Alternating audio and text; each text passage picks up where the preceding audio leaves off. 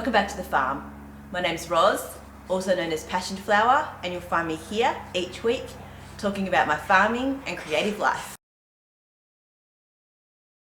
As you know, I've been setting up my shed and it's pretty much done. There's just a few things that I have been looking to buy.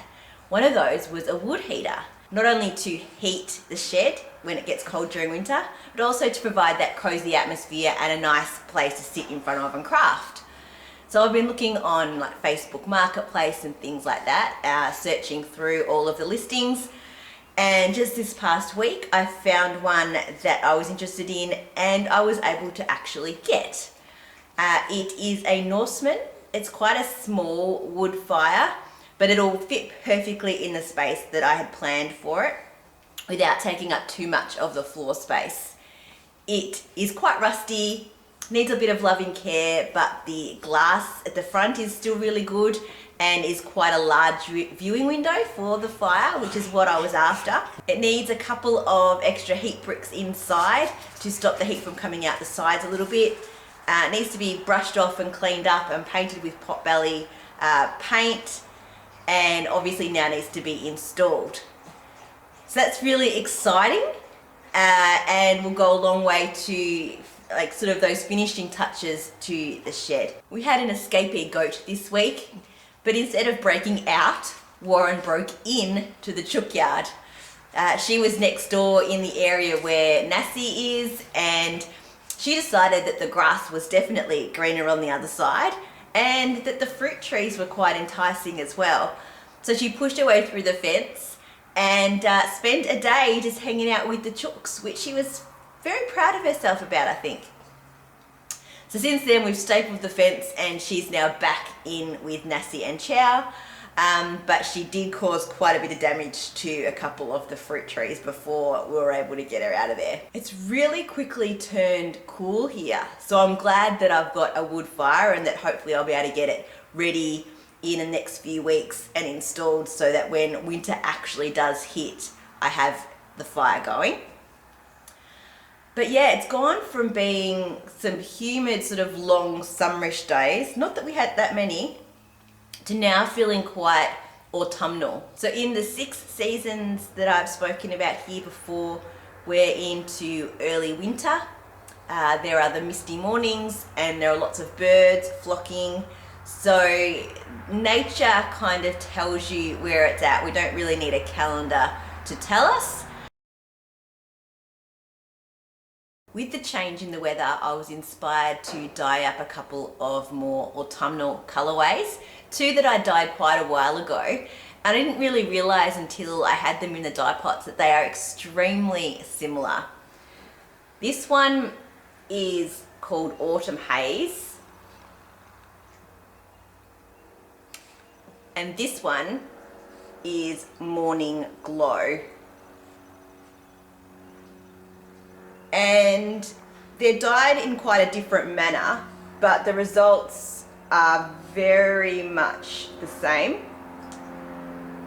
So what I'm thinking that I will do is retire one of these colorways and maybe tweak the other so that it's a bit more intense. I'm thinking that I will keep mostly Morning Glow, but potentially make that yellow a bit brighter and potentially add a bit more sort of brown to it as well. So it'll sort of end up somewhere in between the two. Meanwhile though, both of these colorways will be up in the shop next week. So they're on 8 ply, Morning Glow and Autumn Haze. I think that'd make really nice beanie mitts and cow sets, or probably a really pretty jumper as well. So these will be up in the shop soon.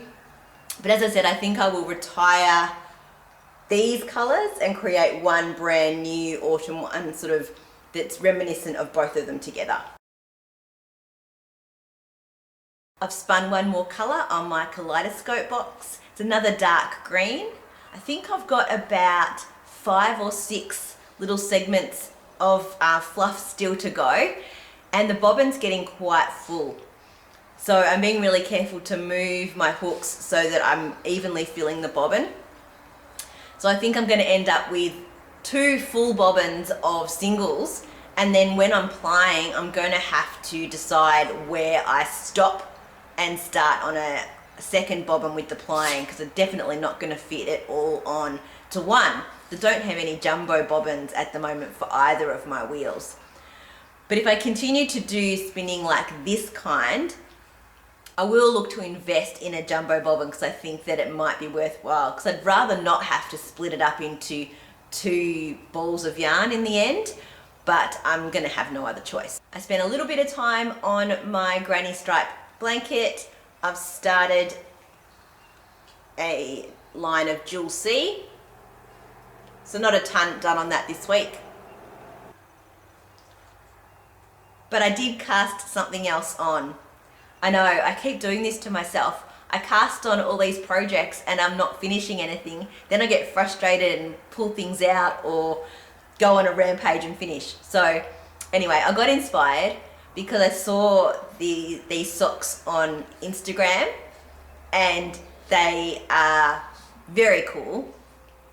So I decided that I had to cast them on for my sister for her birthday. Now, I've never done colour work socks before, so this is a little bit of a challenge for me. They're called the Flamingo Lane socks, and I've started the colour work. There. I'm about to start the flamingos. Their heads is just that line there that I'm about to start. So a lot that's different for me with these. They're cuff down, which I don't normally do. They are colour work, and as you can see, I think so far my floats are looking really nice and neat, which is really good. Hopefully my tension stays that way.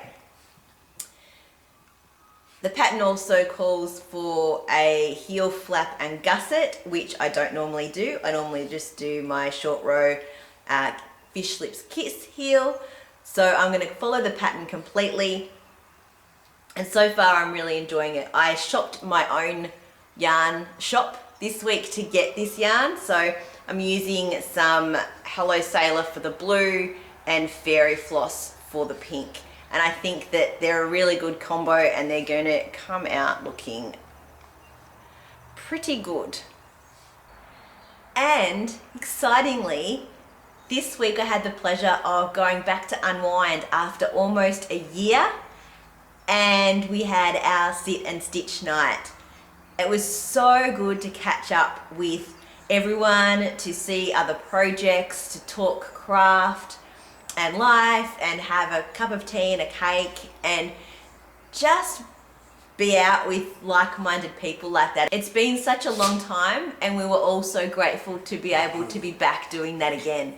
So hopefully now things stay the way they are now, and we can just continue to do that on a monthly basis, because it's something that I really do enjoy. And while I was there, I picked up some new needles. They are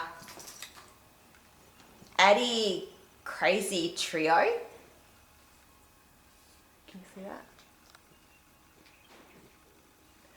And what they are is they are little short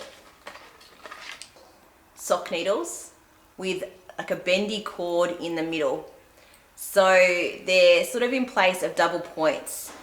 You have your project on 2 of the needles, and then you use the 3rd as the one that you knit off with. I thought that they might be quicker than Magic Loop, because then you're not like shuffling the stitches back on to the needle tips. They should just always sort of be sitting on the needle tips with the middle flexing in between. So I'm going to give them a go, not with my colour work project, because I think that might screw around with my tension a little bit. But when I start my second of my grey and pink stripy socks, I think I'll cast on using these and see how I go. I might not like them, and they could feel really difficult to work with, but I just thought that it was something interesting to try, and I keep losing my other set of sock needles, but if I have these specifically for my everyday socks, I can keep them in the same bag and just keep using them. And the other needles that I use for socks that have the longer cables, I can use for other projects, and hopefully I don't get them mixed up. I think I'll be keeping them in the box to keep them safe the rest of the time. So in a few weeks, I'll be able to give you a bit of a review of these once I've given them a try. Well, that's it for another week. Thanks for spending some time with me. If you're enjoying these videos, please give me a thumbs up and subscribe to my channel. And I look forward to seeing you next week on the farm. Bye.